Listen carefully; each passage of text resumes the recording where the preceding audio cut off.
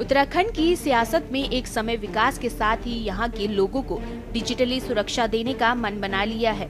यह ऐसा विकास है जो न सिर्फ सड़कों और इमारतों तक सीमित है, बल्कि डिजिटल सुरक्षा, शहरी विस्तार और निवेश जैसी दीर्घकालिक रणनीतियों को भी केंद्र में रखता है। मुख्यमंत्री पुष्कर सिंह धामी ने देश की राजधानी दिल्ली में केंद्रीय गृह मंत्री अमित शाह से मुलाकात कर राज्य की नई प्राथमिकताओं को लेकर कई प्रस्तावों पर चर्चा की, जिसमें प्रदेश में बढ़ रहे साइबर क्राइम को साइबर सुरक्षा देने की रही। ऐसे में उत्तराखंड सरकार ने एक बड़ा कदम उठाने की पहल की है। मुख्यमंत्री ने राज्य में साइबर सुरक्षा उत्कृष्टता केंद्र की स्थापना का प्रस्ताव रखा है और इसके लिए केंद्र सरकार से 63.60 करोड़ रुपए की मांग की है। यह केंद्र न केवल डिजिटल अपराधों की रोकथाम में मदद करेगा, बल्कि उत्तराखंड को साइबर फॉरेंसिक, डाटा प्रोटेक्शन और साइबर एक्सपर्ट ट्रेनिंग जैसे आधुनिक क्षेत्रों को मजबूत बनाएगा। वहीं दूसरी ओर सीएम धामी ने राज्य में बार बार आने वाली प्राकृतिक आपदाओं से विद्युत संरक्षा को होने वाले नुकसान पर भी केंद्र का ध्यान आकर्षित किया है। उनके मुताबिक पर्वतीय राज्यों की भौगोलिक चुनौतियों को ध्यान में रखते हुए वितरण से जुड़ी परिसंपत्तियों को एनडीआरएफ व एसडीआरएफ के तहत मुआवजे के दायरे में लाने पर जोर दिया गया। वहीं सीएम धामी ने उत्तराखंड में हुए ग्लोबल इन्वेस्टर समिट 2023 की जानकारी देते हुए बताया कि राज्य ने 3.50 लाख करोड़ रुपए से अधिक के निवेश प्रस्तावों पर एमओयू पर हस्ताक्षर किए हैं। इसे उत्सव के रूप में मनाते हुए उत्तराखंड निवेश उत्सव का आयोजन पंतनगर रुद्रपुर के औद्योगिक क्षेत्र में किया जाना है। वहीं विपक्ष ने धामी सरकार की उत्तराखंड में साइबर सुरक्षा उत्कृष्टता केंद्र की स्थापना करने के सवाल का स्वागत किया, तो दूसरी ओर पंतनगर रुद्रपुर में उत्तराखंड निवेश उत्सव के नाम से होने वाले आयोजन पर कई सवाल खड़े कर दिए। इस समय उत्तराखंड राज्य में भाजपा शासित है।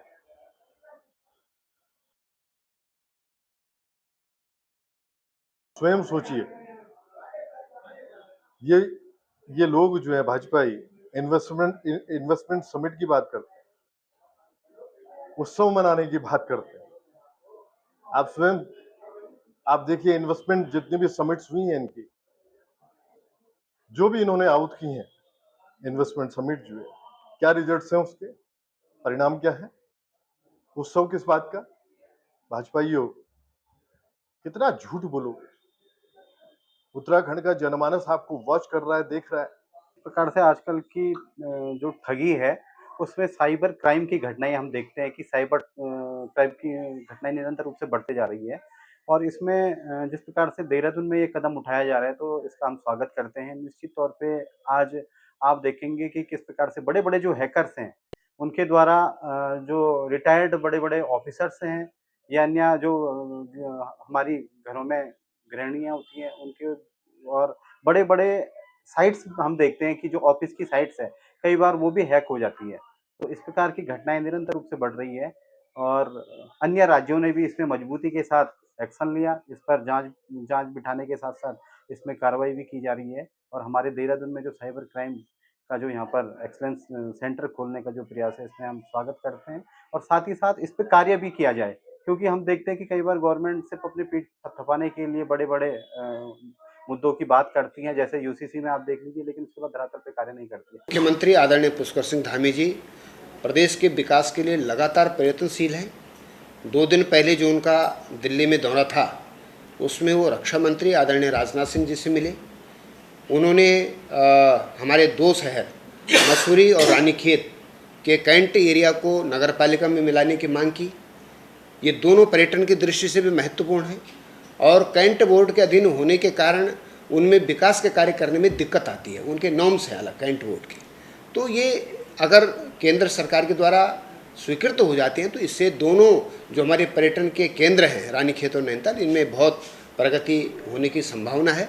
इसी के साथ में वो आदरणीय गृह मंत्री जी से मिले, आदरणीय ऊर्जा मंत्री जी से मिले, ऐसे कई मंत्रियों से उन्होंने मुलाकात की है और जितने भी प्रस्ताव उन्होंने माननीय केंद्रीय मंत्रियों के सम्मुख रखे हैं वे सभी महत्वपूर्ण हैं।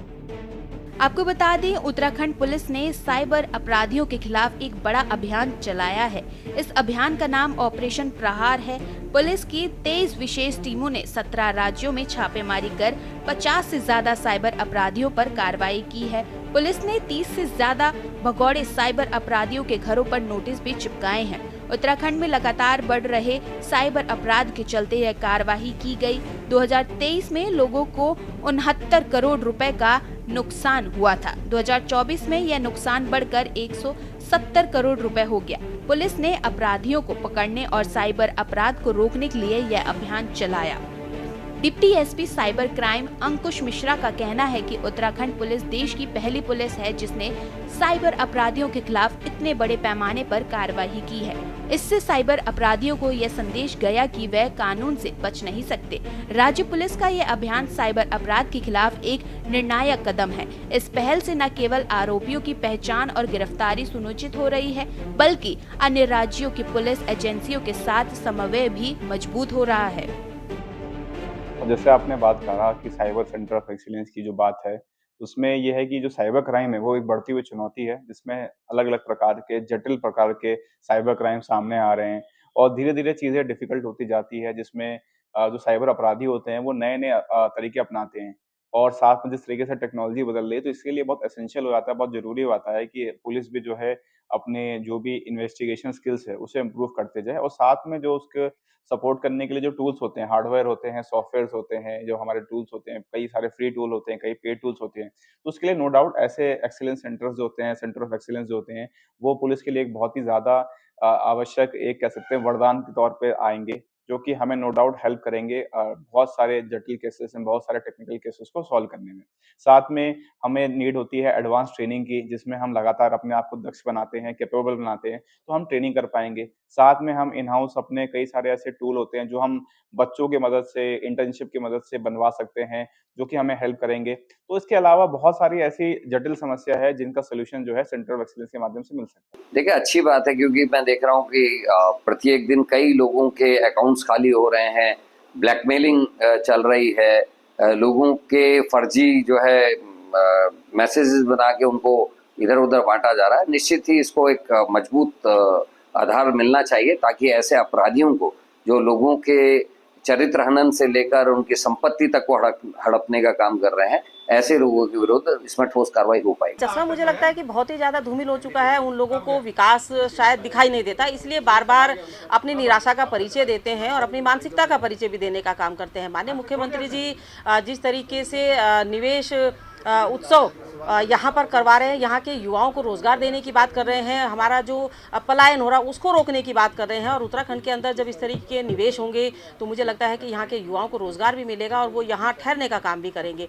दूसरा जो हमारा साइबर क्राइम चल रहा है उसको रोकने के लिए लगातार उत्तराखंड की सरकार माननीय मुख्यमंत्री जी काम कर रहे हैं और उसके लिए वहाँ से दिल्ली से केंद्र से बजट भी मिला है और इन सारे क्राइम को रोकने के लिए सरकार अपना कार्य कर रही है। और क्योंकि इस तरह के क्राइम कोई लिंक आ जाता है उसको खोलने का काम करते हैं हमारे बुजुर्ग हैं या बच्चे हैं या तमाम कोई भी अनभिज्ञता के कारण उसको खोलने का काम करते हैं, तो उन सबको रोकने के लिए इसमें कहीं ना कहीं कुछ ना कुछ ऐसी जानकारियां होनी चाहिए जिसको देने का काम सरकार भी कर रही है और आगे जो है हमारी सरकार क्राइम को भी खत्म करने का काम करेगी और विकास को निरंतर चलाने का काम करेगी।